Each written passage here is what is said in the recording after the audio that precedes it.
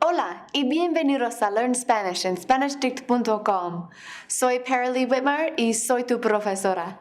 Hoy aprenderás de las fiestas y los objetos directos e indirectos como se lo da, me la cuento y mucho más. ¡Vámonos!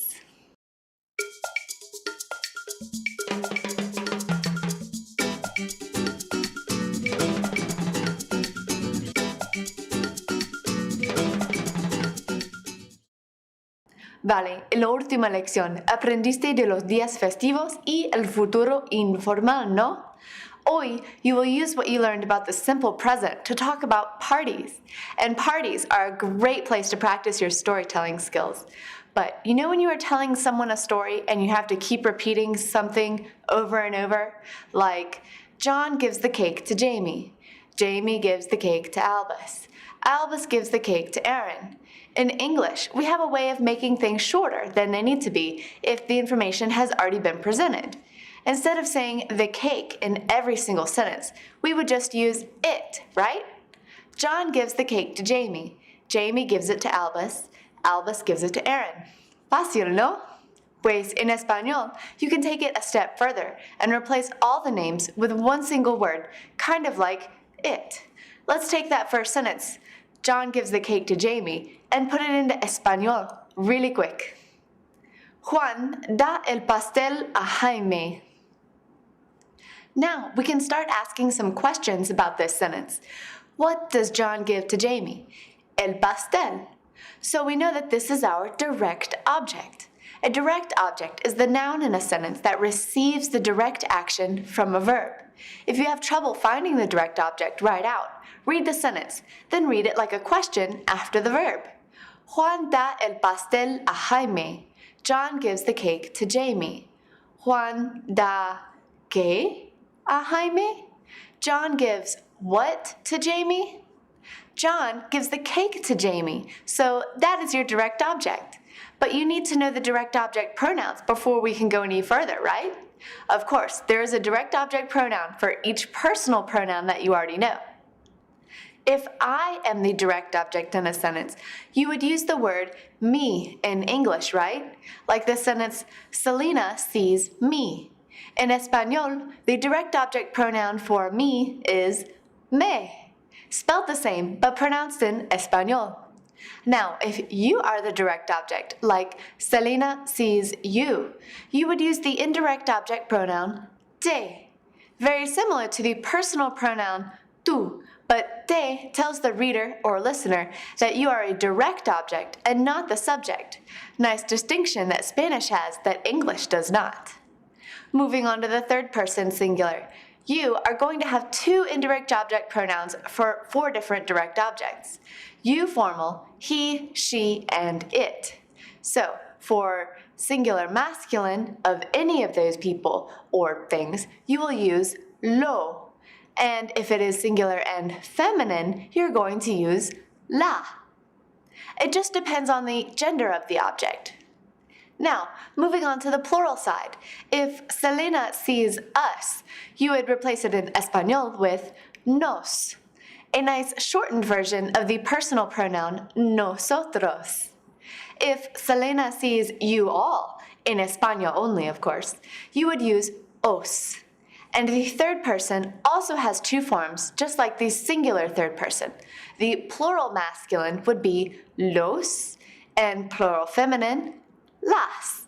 You will use these when the direct object is you plural or them. Now, the cake is the third person since it's not me and it's not you. So is el pastel singular or plural?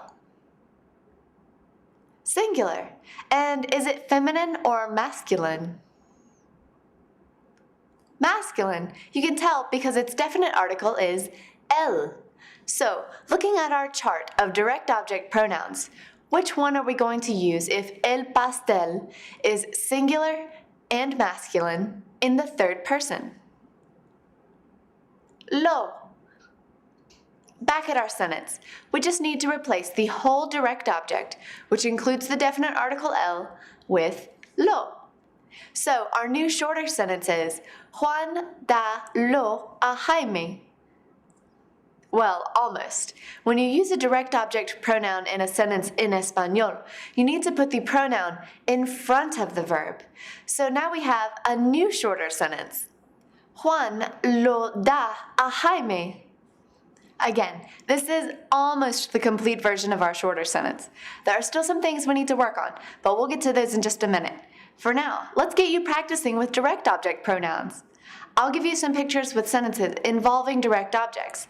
Remember, the direct object is what receives the action of the verb. But first, let's practice replacing some nouns with direct object pronouns. Let's do one of them together, and then you're on your own. Listo? What is the direct object pronoun for la piñata? Is la piñata I, you, he, she, or it? It's singular or plural? Is it feminine or masculine? So you're going to use la, the feminine singular in the third person. Es todo, te toca. Nosotros. What is the direct object pronoun that you would use for nosotros? Nos. And for él,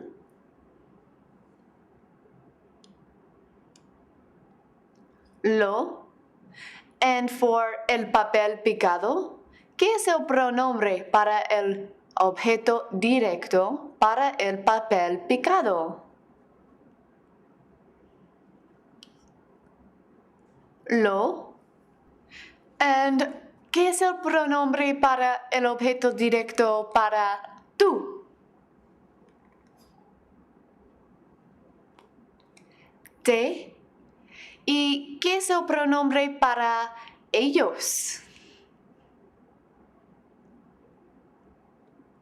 Los. ¿Y para ella? La. ¿Y qué es el pronombre para unos gatitos? Los. Y finalmente, ¿qué es el pronombre para unas muñecas?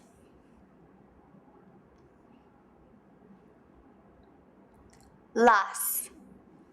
Bien, súper fácil, ¿no? Ahora con frases completas. I'm going to read you some full sentences, and I want you to find the direct object, replace it with the direct object pronoun, and then read the whole thing aloud. Por ejemplo, Martín tiene los globos. Martin has the balloons. So, what is our question going to be so that we know what the direct object is? Martín has what? Martín has los globos. So, los globos is the direct object. Now, is los globos feminine or masculine? Masculine. And is it singular or plural? Plural. So what is the direct object pronoun for masculine plural nouns? Los. Now, all you have to do is take away los globos and put los in front of the verb. Which word in this sentence is the verb? Tiene.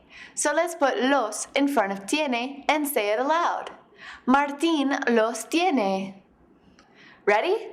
Tienes las luces.